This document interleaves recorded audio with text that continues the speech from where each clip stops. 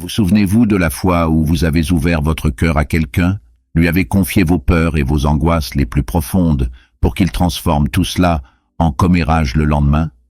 Oui, moi aussi.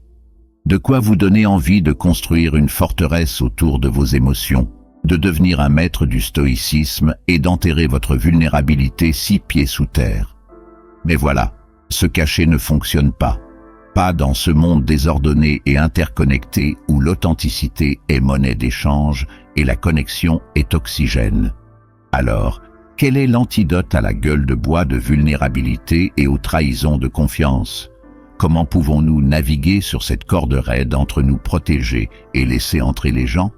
Eh bien, c'est exactement ce que nous allons explorer aujourd'hui. Cette vidéo n'a pas pour but de construire des murs. Il s'agit de créer des portes complexes et magnifiques. Nous parlerons de discerner qui mérite un coup d'œil à l'intérieur et qui se fait poliment montrer la porte. Nous apprendrons à partager notre moi le plus authentique sans risquer de chagrin d'amour et à cultiver une force intérieure qui nous permet de rebondir même après les trahisons les plus méchantes. Parce que, vous savez quoi? Nous ne sommes pas censés traverser cela seuls. Nous avons soif de connexion, d'appartenance et de la tapisserie partagée de l'expérience humaine. Mais la connexion nécessite de la vulnérabilité, et cela, mes amis, est une compétence qui vaut la peine d'être maîtrisée. Alors, attachez votre ceinture, plongeons dans l'art de la vulnérabilité stratégique, et rappelez-vous, partager votre lumière ne fait pas de vous un papillon de nuit, cela fait de vous une étoile directrice. Mais attendez, ce n'est pas une course effrénée. Appréciez chaque instant. Ne manquez aucun défi. Abonnez-vous, partagez et cultivons cette sagesse ensemble. Êtes-vous prêt à rester debout et stoïque? Alors, appuyez sur le bouton d'abonnement et avançons ensemble. Premièrement, les batailles que vous avez menées dans le passé. Nous en avons tous. Ces cicatrices invisibles gravées dans nos âmes par des batailles menées et gagnées, ou parfois même perdues, des batailles contre l'adversité, les chagrins d'amour, les démons intérieurs ou les caprices cruels du destin. Mais voilà, le monde n'a pas besoin d'un rapport détaillé sur chaque escarmouche que vous avez subie. Comme Marc Aurèle l'a sagement écrit, ne perdez plus de temps à discuter de ce que devrait être un homme de bien. Soyez-en un. Vos actions, votre résilience, votre force tranquille sont les témoignages éloquents des guerres que vous avez traversées. Maintenant, je ne dis pas qu'enterrer votre passé est la solution. Partager vos difficultés peut favoriser l'empathie, renforcer la confiance et vous mettre en contact avec d'autres personnes qui ont emprunté des chemins similaires. Mais il y a une différence entre partager la sagesse glanée lors de vos batailles et les revivre dans les moindres détails. Comme Sénèque nous le rappelle, la plus grande gloire de la vie ne réside pas dans le fait de ne jamais tomber, mais de se relever chaque fois que nous tombons. Vous n'êtes pas défini par les chutes, mais par l'ascension, par les leçons apprises, par les cicatrices qui racontent une histoire de force et de persévérance, pas une histoire de sanglots pour la sympathie. Épictète se fait magnifiquement l'écho de ce sentiment, nous exhortant à identifier et à séparer les choses afin que nous puissions nous dire clairement à nous-mêmes: quels sont les éléments externes qui ne sont pas sous mon contrôle et qui ont à voir avec les choix que je contrôle réellement? Vos batailles passées, bien qu'elles vous aient façonné, ne sont pas des forces extérieures à manier comme des boucliers ou des trophées. Ce sont des leçons internes tissées dans le tissu de votre être. Éclairez vos choix et vos décisions sans avoir besoin d'un récit public constant. Laissez vos actions parler plus fort que vos paroles. Que votre force tranquille, votre compassion pour les autres qui luttent et votre esprit inébranlable soient les murmures des batailles menées et gagnées. N'oubliez pas que le monde n'a pas besoin d'être aux premières loges de votre zone de guerre. Il a besoin du guerrier dont vous êtes sorti, prêt à construire, à inspirer et à éclairer la voie pour les autres qui font face à leur propre bataille. Deuxièmement, les détails de vos objectifs. Nous sommes tous passés par là, débordant de l'effervescence électrisante d'un nouveau rêve, d'un objectif audacieux qui nous murmure des possibilités à l'oreille.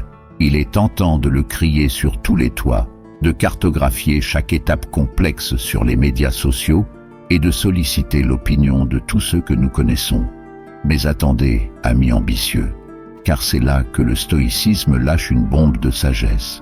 Révéler les détails de vos objectifs peut être une recette pour la déception, pas le triomphe.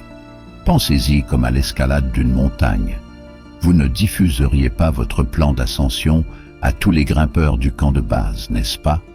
Pourquoi? Parce que chaque chemin a ses crevasses cachées, ses avalanches inattendues et ses moments de pure angoisse mentale. Le partage de chaque détail invite à des opinions, des critiques et des comparaisons non sollicitées, des voix externes qui peuvent brouiller votre boussole interne et saper votre précieuse concentration. Comme nous le rappelle Marc Aurèle, le but de la vie n'est pas d'être heureux, c'est d'être utile, d'être honorable, d'être compatissant, de faire en sorte que cela fasse une différence que vous ayez vécu et bien vécu. La valeur de votre objectif ne se mesure pas aux applaudissements qu'il recueille, mais à l'impact qu'il a sur votre âme, à la croissance qu'il cultive en vous. Gardez votre carte à portée de main, votre concentration dégagée. Utilisez les murmures de géants stoïques comme Épictète, comme guide. Le bonheur et la liberté commencent par une compréhension claire d'une chose. Certaines choses sont sous notre contrôle et d'autres ne le sont pas. Rappelez-vous, chers chercheurs, que les vues les plus époustouflantes depuis le sommet de la montagne sont appréciées par ceux qui ont grimpé avec une détermination tranquille, alimentée par leur propre feu intérieur et non par les opinions vacillantes des autres. Gardez donc votre vision sacrée, votre carte à portée de main, et faites confiance au guide inébranlable qui sommeille en vous. C'est le monde entier qui célébrera votre victoire lorsque vous atteindrez le sommet, pas les coordonnées GPS de votre ascension. Troisièmement, votre bonheur. Ah, le bonheur, ce papillon insaisissable que nous poursuivons tous, souvent avec des filets de validation des médias sociaux et d'approbation externe. Mais voilà, mes amis, le bonheur, dans sa forme la plus pure, est une symphonie tranquille jouée dans les chambres de votre âme, pas un défilé de fanfares bruyantes dans la rue principale. Partager sa joie, bien sûr, est une belle chose. Il rayonne de chaleur, inspire les autres et crée des ondulations de positivité. Mais il y a une danse délicate à maîtriser ici, un paradoxe stoïque du bonheur qui murmure « Ne partagez pas trop votre soleil de peur qu'il ne s'éteigne ». Considérez-le comme une bougie. Lorsque vous l'allumez, sa flamme danse de 1000 feux, projetant une lueur chaude dans la pièce. Mais si vous continuez à l'agiter, à chercher une validation dans tous les coins, la flamme vacille et diminue. Le vrai bonheur, comme nous le rappelle Marc Aurèle, n'est pas d'être heureux. C'est d'être utile, d'être honorable, d'être compatissant, de faire en sorte que cela fasse une différence que vous ayez vécu et bien vécu. Il ne s'agit pas de la validation éphémère des likes et des partages, mais de la satisfaction tranquille de vivre une vie de sens, d'intégrité et de gentillesse. Sénèque se fait l'écho de ce sentiment, nous exhortant à ne plus perdre de temps à discuter de ce que devrait être un homme de bien. Soyez-en un, que vos actions soient le témoignage de votre joie, des ondulations de bonté que vous créez dans le monde. Ne vous laissez pas prendre au jeu de la validation externe. Concentrez-vous sur l'entretien du jardin intérieur de votre bonheur. Comme le dit sagement Épictète, le bonheur et la liberté commencent par une compréhension claire d'une chose. Certaines choses sont sous notre contrôle et d'autres ne le sont pas. Votre bonheur, mon ami, est fermement sous votre contrôle. Nourrissez-le en privé, laissez-le s'épanouir de l'intérieur et regardez-le rayonner vers l'extérieur, un phare d'inspiration plutôt qu'une flamme vacillante en quête d'approbation. Rappelez-vous, le vrai bonheur n'est pas une performance, c'est un état d'être. Que votre joie soit un bourdonnement silencieux, une symphonie subtile qui résonne avec ceux qui vous entourent et non un cri désespéré pour attirer l'attention. Que vos actions soient les applaudissements, votre gentillesse le feu d'artifice et votre paix intérieure le soleil radieux qui réchauffe le monde. Partagez votre bonheur, oui, mais ne confondez pas les applaudissements avec la source de votre lumière. Numéro 4. Les détails de votre relation amoureuse.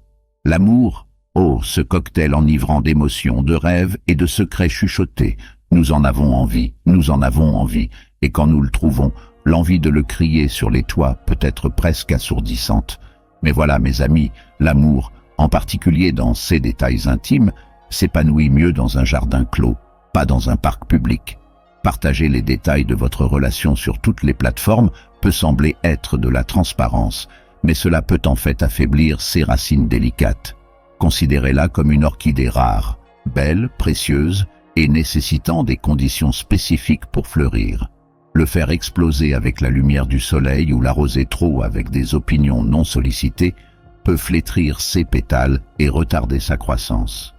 Votre relation, comme cette orchidée, a besoin d'un havre de paix pour s'épanouir, d'un espace où les vulnérabilités peuvent être partagées sans crainte de jugement, où les désaccords peuvent être abordés sans public et où les murmures silencieux de l'amour peuvent être savourés sans la cacophonie des voix extérieures.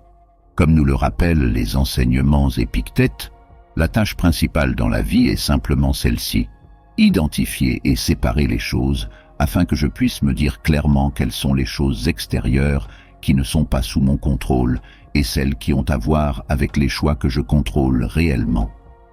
Votre partenaire, la dynamique de votre relation, les détails complexes de votre amour, tout cela n'est pas destiné à la consommation publique. Ils sont dans l'espace sacré de votre monde partagé, nourri par la confiance, la communication et l'engagement inébranlable à le faire s'épanouir. Sénèque se fait l'écho de ce sentiment, nous exhortant à ne plus perdre de temps à discuter de ce que devrait être un homme de bien. Soyez-en un, soyez un bon partenaire, un pilier de soutien, un refuge pour les vulnérabilités de votre proche. Laissez vos actions, votre dévotion tranquille, être le témoignage de la force de votre lien, et non un flux constant de mises à jour pour la galerie de cacahuètes. Rappelez-vous, comme l'a écrit Marc Aurèle, le but de la vie n'est pas d'être heureux, c'est d'être utile, d'être honorable, d'être compatissant, de faire en sorte que cela fasse une différence que vous ayez vécue et bien vécue.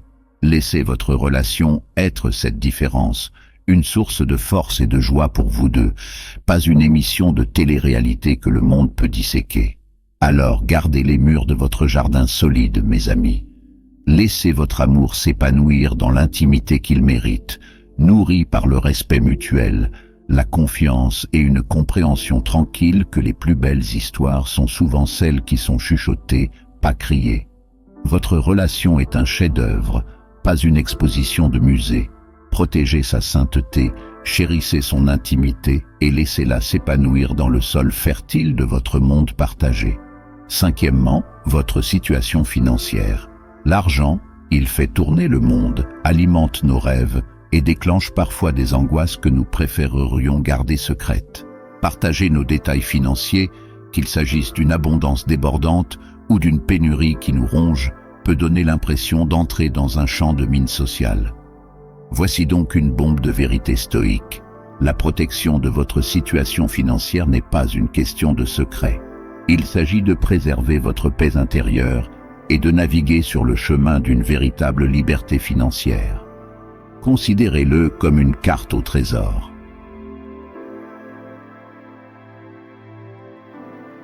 Vous ne le publieriez pas sur les réseaux sociaux pour que tout le monde puisse le voir, n'est-ce pas? Pourquoi? Parce qu'attirer les regards indésirables peut conduire à l'envie, aux conseils non sollicités et même à la manipulation.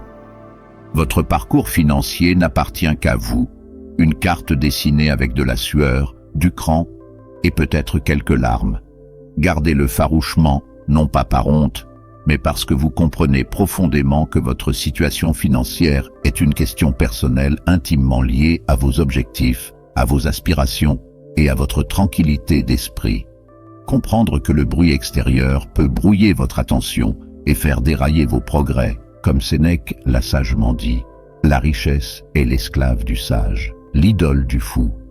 La vraie richesse, comme le diraient les stoïciens, ne réside pas dans l'accumulation de biens matériels, mais dans la richesse du caractère, la sagesse que vous cultivez et la résilience que vous construisez. Le partage du solde de votre compte bancaire ne fait pas grand-chose pour votre âme, mais le fait de protéger votre parcours financier avec prudence vous permet de le naviguer avec clarté et détermination. Les enseignants épiques se font l'écho de ce sentiment, nous exhortant à identifier et à séparer les questions afin que nous puissions nous dire clairement quelles sont les choses extérieures qui ne sont pas sous notre contrôle et lesquelles ont à voir avec les choix que nous contrôlons réellement. Votre situation financière, bien qu'elle puisse être influencée par des facteurs externes, est finalement influencée par vos choix, vos habitudes et votre engagement à financer votre maîtrise. Concentrez-vous sur ces leviers internes. Apprenez des sages paroles des philosophes stoïciens comme Marc Aurèle qui a écrit « Ne perdez plus de temps à discuter de ce qu'un homme bon devrait être. Soyez-en un et regardez votre paysage financier se transformer. » Rappelez-vous, mes amis, la liberté financière n'est pas une question de droit de se vanter. Il s'agit d'avoir le pouvoir de choisir votre voie, de poursuivre vos rêves et de résister à n'importe quelle tempête. Avec le vent dans les voiles et non les chuchotements des autres à l'oreille, gardez votre carte au trésor à portée de main, votre voyage privé, et concentrez-vous sur la construction d'une vie de sagesse financière et d'indépendance. C'est le monde entier qui célébrera votre succès, pas les chiffres de votre compte bancaire. Sixièmement, les relations personnelles et les confidences. Regardons les choses en face, mes amis. Nous avons tous ce coffre-fort dans notre âme rempli de pierres précieuses de confidences chuchotées par nos amis, notre famille et nos proches. C'est un espace sacré construit sur la confiance, la vulnérabilité et la promesse tacite de protéger ce qui se trouve à l'intérieur. Mais dans notre monde hyper connecté, l'envie de partager, de renverser le thé, peut être presque irrésistible. Mais voici le problème. Révéler les secrets délicats des autres, c'est comme verser du désherbant sur le jardin de confiance que vous avez si soigneusement entretenu. Considérez-le comme une orchidée fragile qui a besoin d'un environnement spécifique pour prospérer. Trop de soleil, des vents violents ou un mauvais contact peuvent flétrir ses pétales et retarder sa croissance. De même, exposez les vulnérabilités qui vous sont confiées, diffusez des drames personnels sur des plateformes ou avec des personnes qui n'étaient pas censées les entendre peut briser la confiance qui s'épanouit dans le havre de paix de vos relations.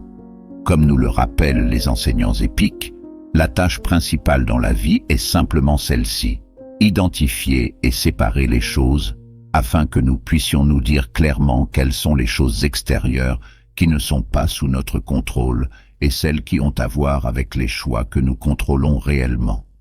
Partager les détails personnels de quelqu'un d'autre n'est pas votre choix, ce n'est pas votre histoire à raconter.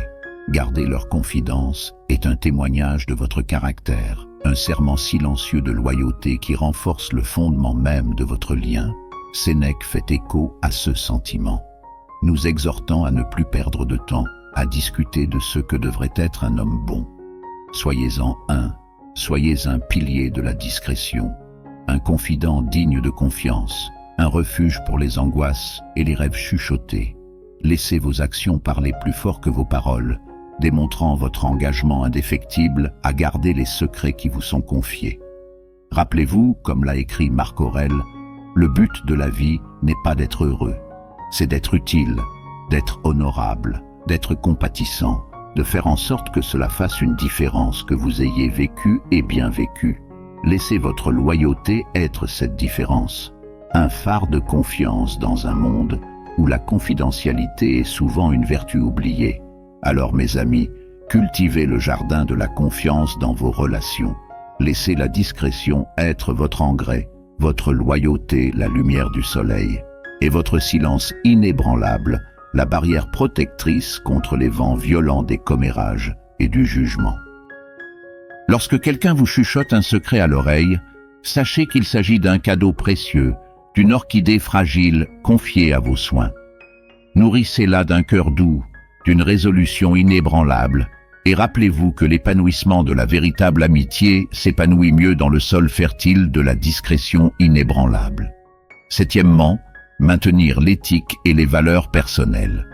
En intégrant le stoïcisme dans la vie quotidienne, dans un monde tourbillonnant de courants contradictoires, où les tendances changent comme des dunes de sable et où les opinions soufflent comme des herbes folles, il est tentant d'abandonner sa boussole personnelle, de se fondre dans la masse, de suivre le courant. Mais voici la bombe de vérité stoïque, mes amis.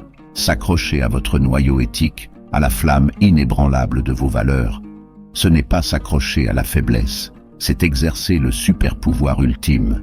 Pensez-y comme naviguer sur une mer déchaînée, sans gouvernail solide, sans étoile directrice. Vous êtes à la merci des vagues, ballottés par les caprices et les désirs. Vos valeurs, votre boussole morale, sont ce gouvernail, cette étoile. Ils vous guident à travers les eaux troubles, vous gardent fidèle à votre cap et vous conduisent finalement aux rives d'une vie vécue avec intégrité et détermination. Comme nous le rappelle Marc Aurèle, ne perdez plus de temps à discuter de ce que doit être un homme de bien, ne faites qu'un. Ne vous contentez pas de parler de vos valeurs, incarnez-les, laissez vos actions, vos choix, être le témoignage inébranlable de l'étoile polaire éthique qui vous guide. Rappelez-vous, comme Sénèque l'a sagement dit, la plus grande gloire de la vie ne réside pas dans le fait de ne jamais tomber, mais dans le fait de se relever chaque fois que nous tombons. Oui, il y aura des moments d'hésitation, de tentation, de compromis, mais c'est précisément à ce moment-là que votre boussole morale brille le plus. Les enseignements d'Épictète se font l'écho de ce sentiment, nous exhortant à identifier et à séparer les choses, afin que nous puissions nous dire clairement quelles sont les choses extérieures qui ne sont pas sous notre contrôle et celles qui ont à voir avec les choix que vous contrôlez réellement. Les pressions extérieures, les normes sociétales, les tendances passagères sont autant de vagues qui clapotent votre bateau, vos valeurs, votre noyau éthique. Ce sont les voiles qui vous propulsent vers l'avant. Ne laissez pas les vagues dicter votre parcours. Levez haut vos voiles, déployez l'étendard de vos convictions et naviguez sur la mer avec la force inébranlable de votre boussole morale. Rappelez-vous, mes amis, que le vrai pouvoir ne réside pas dans le fait de se plier au vent. Il s'agit de résister à la tempête avec vos valeurs intactes.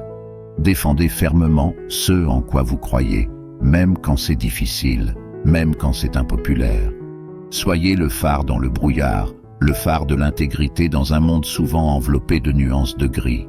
Laissez votre éthique être votre super-pouvoir, la force inébranlable qui vous guide vers une vie remplie de sens, de but et de la satisfaction tranquille de rester fidèle à qui vous êtes.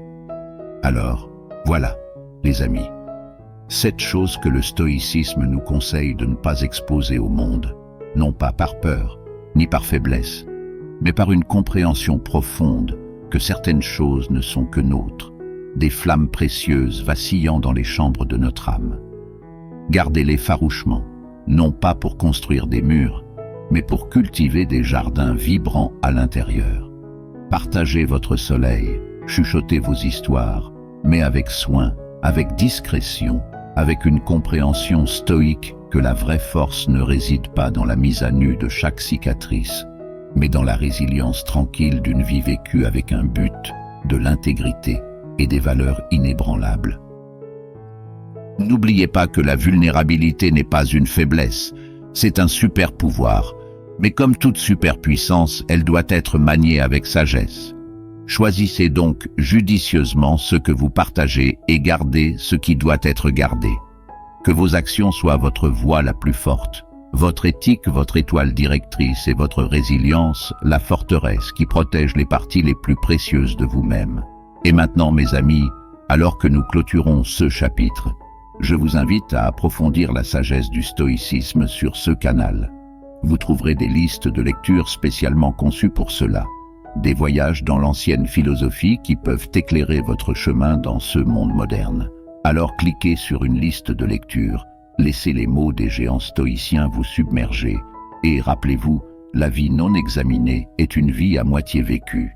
Embrassez le pouvoir de la vulnérabilité sélective, cultivez le jardin de votre propre âme et ensemble, illuminons le monde avec la force tranquille de la sagesse, de l'intégrité et d'une vie fidèle à nous-mêmes. Jusqu'à la prochaine fois, restez dynamique, restez fort et restez stoïque.